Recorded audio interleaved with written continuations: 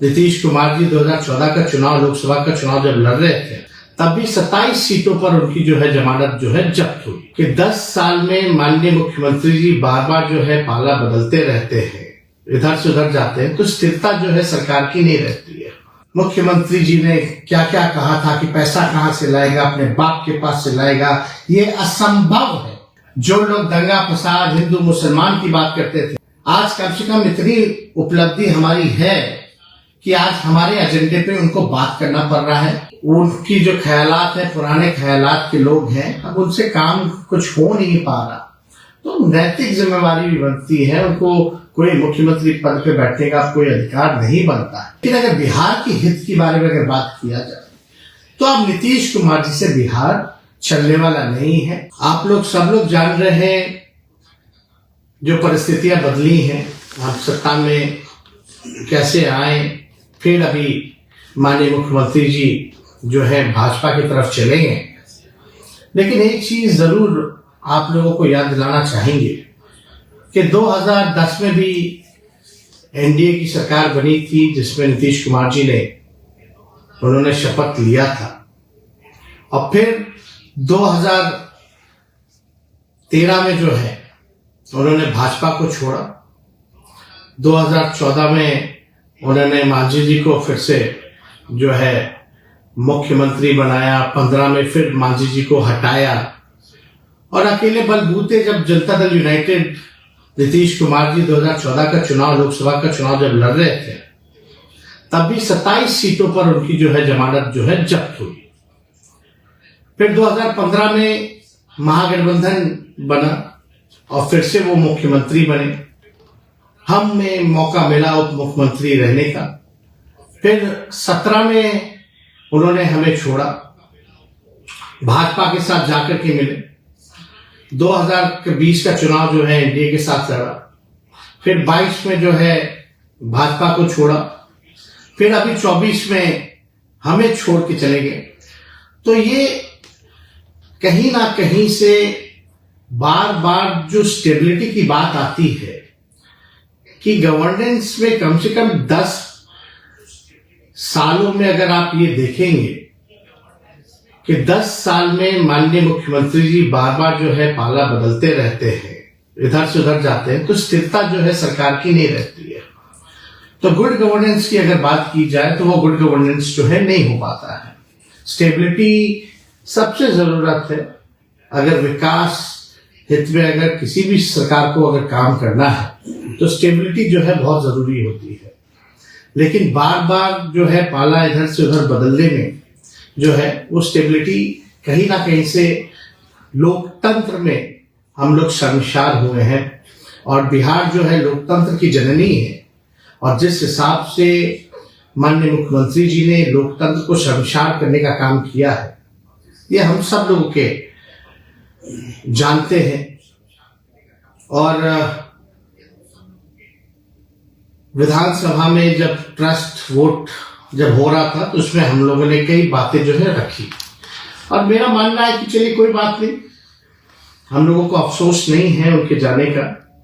लेकिन जिन मुद्दों के साथ हम लोग खड़े थे, आज हम लोग उसी विचारधारा और मुद्दों के साथ खड़े हैं, अड़िग हैं।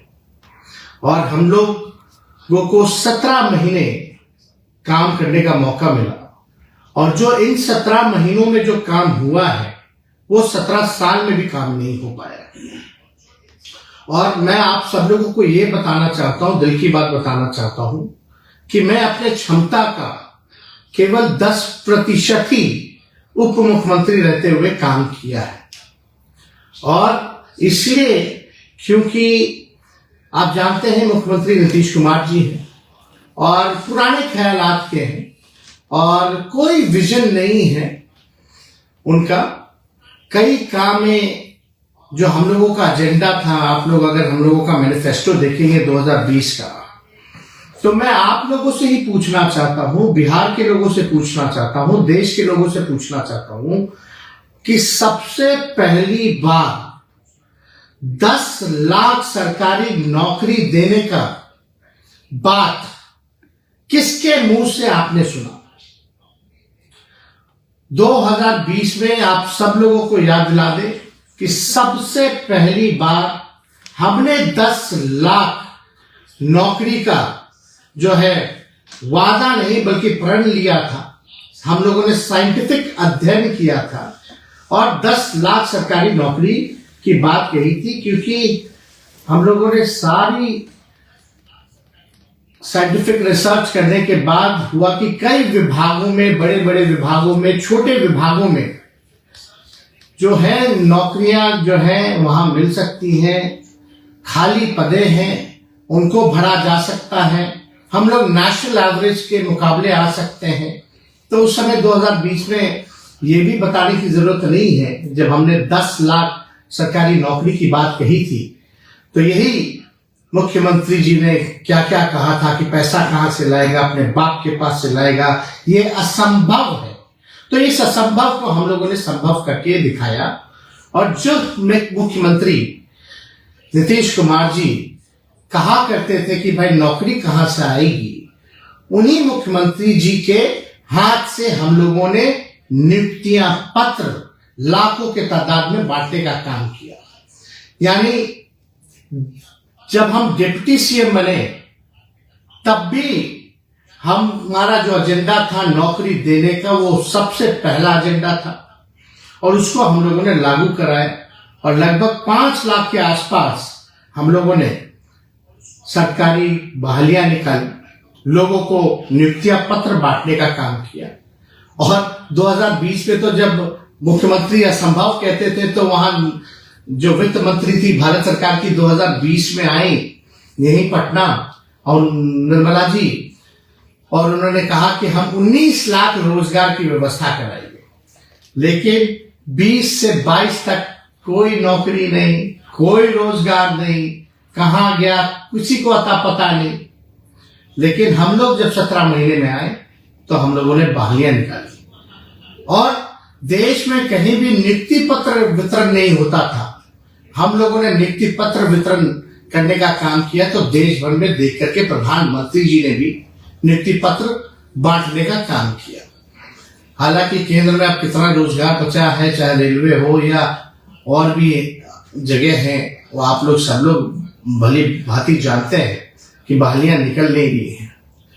उसलिए हम लोगों ने जो लकीर खींची है, आज मजबूरन सबको जो है नौकरी की बात करना है, रोजगार देने का काम करना है।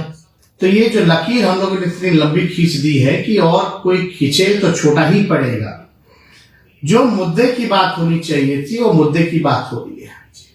जो लोग दंगा फसाद हिंदू मुसलमान की बात करते थे, आज कम से कम इतनी उपलब्धि हमारी है कि आज हमारे एजेंडे पे उनको बात करना पड़ रहा है, नौकरी की बात करनी पड़ रही है। और आप देखिएगा अजीब बात है, क्रेडिट लेने की बात जो है जो है, चाहे भाजपा हो चाहे जनता दल यूनाइटेड हो, लगे पड़े हैं लेने के लिए। लेकिन हम आप लोगों के लिए लड़ाई लड़ने आए हैं और आप लोगों की लड़ाई लड़ते रहेंगे। आप लोगों को अधिकार जो मिलना चाहिए वो आप लोगों को हम लोग पूरी ताकत लगा देंगे। आप लोगों के लिए मरने मिटने हम आए हैं, तो वो कोई काम जो है ना छूटे। वो हर जगह चाहे पक्ष में रहे या विपक्ष में रहे, आपकी आवाज को हमेशा हम बुलंदियों पर पहुंचाने का काम करेंगे। आपको अधिकार दिलाने का हम भरपूर जो है प्रयास करेंगे। तो आप देखिएगा, जाति आधारित गणना हुई। जाति आधारित गणना में हमने तो सबको चिट्ठी लिखी थी कि भाई सब लोग जो है, सारी पॉलिटिकल पार्टी जो है इस मांग को जो है पूरा करें। प्रधानमंत्री जी से हम लोग मिलने गए, हमारा ही प्रस्ताव था, सर्वदलीय गए मुख्यमंत्री जी के साथ। और ये भी हमारा प्रस्ताव था कि भाई अगर भारत सरकार मना करती है, मोदी जी मना करते हैं, जिसके चांसेस ज्यादा है, तब बिहार सरकार अपने बलबूते अपने खर्चे पे कराएगी। वो जाति आधारित गणना भी हम लोगों ने कराया और इससे साफ हो गया कि कौन लोग कितने गरीब हैं, कौन लोग कितने भूमिहीन हैं, कौन लोग जो है भीख मांग करके गुजारा करते हैं। सारी बातें जो है स्पष्ट हो गई, सामने आ गया। और उनके लिए हमारी एक और सोच थी कि सामाजिक न्याय के साथ साथ हम लोग लोगों को आर्थिक न्याय भी हम लोग दिलाने का काम करें। तो उस दिशा में हम लोगों के सरकार ने सारा काम भी हम लोगों ने किया। और जो अभी बिहार सरकार ने बजट जो पेश किया है, उस बजट में तो हमारे ही मंत्रियों का साइन है। अगर आप फाइल उठवा करके मंगा लें, अगर फाइल अगर देखा जाए तो जो बजट जो पेश हो रहा है उसमें केवल जो है राष्ट्रीय जनता दल के और महागठबंधन के जो मंत्री थे उन्हीं का ये बजट बनाया हुआ है। और हम लोग तो लगातार प्रयास कर रहे हैं, माननीय मुख्यमंत्री जी को भी कहा है, मुख्यमंत्री जी कम से कम स्वास्थ्य विभाग में जो हमने पब्लिक हेल्थ कैडर जो बनाने का काम किया, आपको कई बार कैबिनेट में 2 बार गया, आपने मना कर दिया, कैबिनेट में लाने से मना कर दिया, जिसमें कि 1,30,000 के आसपास लोगों का नौकरियों का है, आपने कई बार रोका है। कम से कम नौकरी के सवाल पे जो सिलसिला हम लोगों ने शुरू किया था वो सिलसिला जो है जारी रहना चाहिए, लोगों को मिलना चाहिए। हम लोगों ने तो सारी चीजें जो मानदेय बढ़ाने की बात थी, आशा की बात थी, ममता की बात थी, उस फाइल को भी हमने किया। 2500 तक मानदेय हम लोगों ने कराने का काम किया, जिस फाइल को कैबिनेट आने से भी रोका जाए। कम से कम उन हमारी दीदियों को, महिलाओं को, माताओं को जो अधिकार मिलना चाहिए था वो आप दिलाने का काम कीजिए। और यही नहीं बल्कि हम लोगों ने तो मानदेय टोला सेवक हो, विकास मित्र हो, तालमी मरकज हो, सभी लोगों के मानदेय को हम लोगों ने बढ़ाने का काम किया। और हम लोग तो चाहते हैं, हम लोगों की ख्वाहिश भी थी कि भाई कम से कम जो है बिहार में हम लोग एक इंटरनेशनल स्टेडियम भी बनाए, उसकी भी तैयारी हम लोगों ने शुरू कर दी थी। तो कम से कम उसको भी पूरा कराइए ताकि बिहार की जो नौजवान हैं, जो क्रिकेटर्स हैं, जो खिलाड़ी रह चुके हैं, उनको भी फायदा हो। हम लोगों ने कई पॉलिसीज लाई, हम लोगों ने जो खेलेगा उसको भी नौकरी हम लोगों ने दिलवाने का काम किया, जो पढ़ रहा है उसको भी नौकरी दिलवाने का काम किया, जो खिलाड़ी मेडल ला रहे हैं उनको भी नौकरियां मिल रही हैं, अधिकारी के पद पर आ रहे हैं। तो इससे बड़ी बात क्या हो सकती है। तो हम लोगों का जो कमिटमेंट था, पढ़ाई, दवाई, सिंचाई, सुनवाई और कार्रवाई वाली सरकार का, रात रात भर हम लोग जो है छापा मारते थे ताकि स्वास्थ्य व्यवस्था जो है वो ढंग से जो है वो चले। तो हर एक दिशा में हम लोगों ने काम किया है।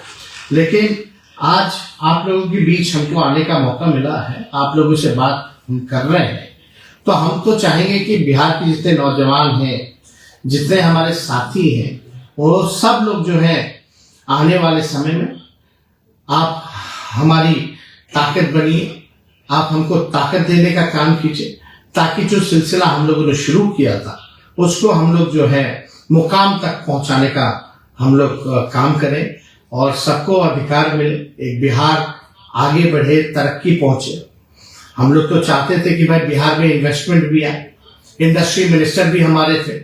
पहली बार बिहार में जो है 50,000 करोड़ का MOU जो है इन्वेस्टर मीट में जो है वो साइन किया गया।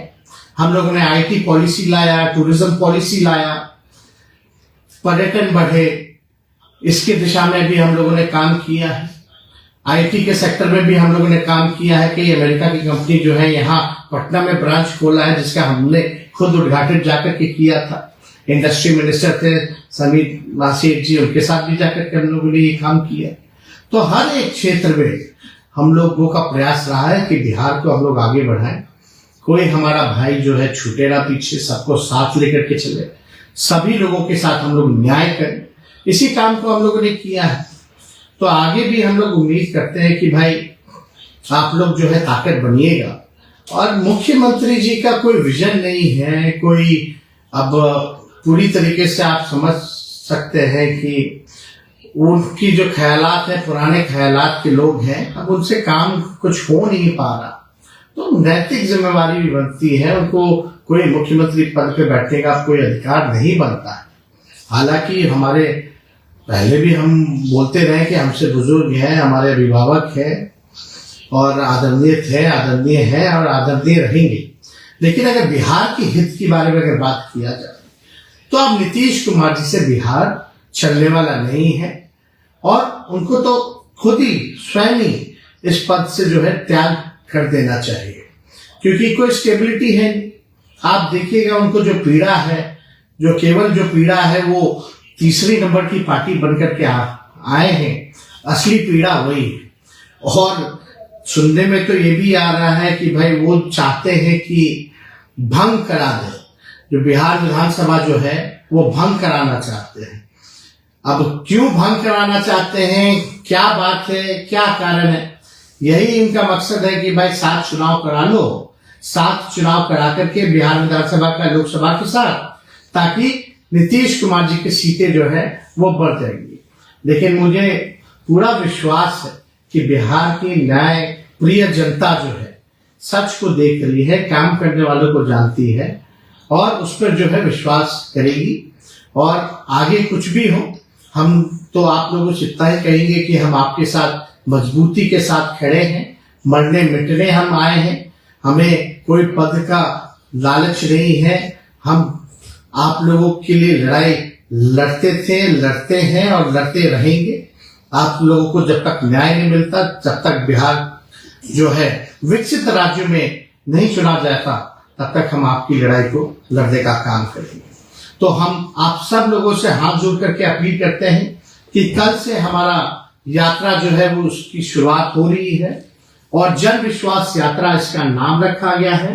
आप लोगों ने विश्वास जताया है, तो आपके बीच बिहार के हर एक जिलों में जो है हम जाने का प्रयास कर रहे हैं। और मुझे पूरा भरोसा है कि इस जन विश्वास यात्रा में आप सब लोगों का साथ मिलेगा, आप सब लोग इसके भागीदार बनेंगे, चाहे कोई जात के हो, कोई धर्म के हो, कोई वर्ग के हो। बिहार के विकास के लिए, बिहार के उत्थान के लिए, नौकरी रोजगार के लिए, पढ़ाई दवाई कमाई सिंचाई के लिए, सुनवाई और कार्रवाई वाली सरकार के लिए जो आप लोग चाहते हैं, अगर आप लोग साथ दीजिएगा तो इस काम को हम युवा मिल करके दिखाने का काम करेंगे। तो इन्हीं चंद शब्दों के साथ आप सब लोगों को हम धन्यवाद देते हैं और उम्मीद करते हैं कि बड़ी से बड़ी संख्या में आप लोग जो है कल से इस यात्रा में हर जिले जो है आप लोग सम्मिलित होइएगा।